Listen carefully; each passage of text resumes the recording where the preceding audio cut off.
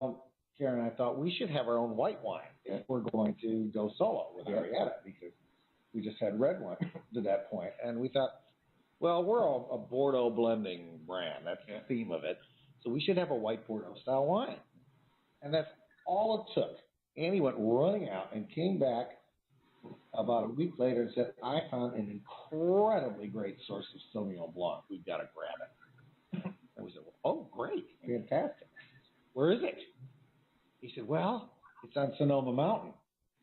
And I thought, let's see, all our stationery says Napa Valley red wines, you know, we're in the NBV, we're Napa brand.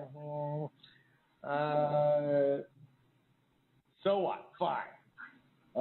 I thought more good, you know, white grapes. We'd have a better choice maybe in Sonoma. And it was the style of white wine we're looking for too, because the hillside site is pretty rare. Yeah. And so it's stony. We get more intense fruit. We were the first ones in there, so we got kind of the pick of the vineyard, 3 different clones. Andy chose the rose he thought would be best. Yeah. And it's turned out to be a fantastic site. I mean, every rose serious Sauvignon producers are in there now, and it's all tapped out. They're planning more. So that's the core of the Sauvignon Blanc for this wine. And John, of course, was still, you know, consulting and very much interested. He got excited. He said, we got to call Larry Hyde. And before he rips out all his Semillon, he has a little block of his first planting, and we should see if he'll save that for us. And so we called Larry Hyde and said, stop the wrecking balls. Yeah. And he said, okay, I'll save that little block for you. And it's barely more than half an acre of old Congress Springs column of Semillon. So that's the Semillon that goes in this, in the White Keys. And Andy said, okay, we're going to barrel ferment everything. So we were very handmade. We're going to watch each clone. We're going to put some in stainless steel. We're going to put some in new oak, and we're going to put some in second use oak. Yeah. And then we'll play with all the parts. And that first blending was really something, because we had about 20 different parts, but not a lot of each part.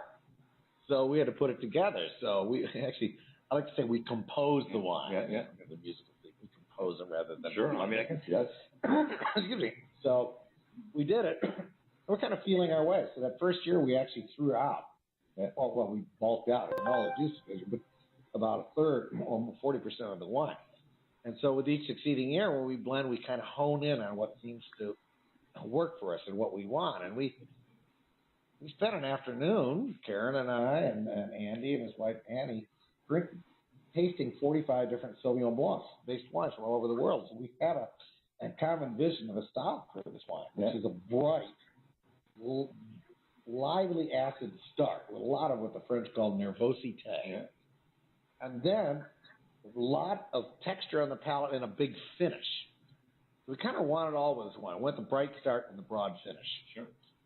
And the barrel fermentation, the old vine Semillon, and the about 25% new oak helped us accomplish the broadening of the finish. So that's the white wine. We've made it ever since. We love it. We clearly need to make more of it.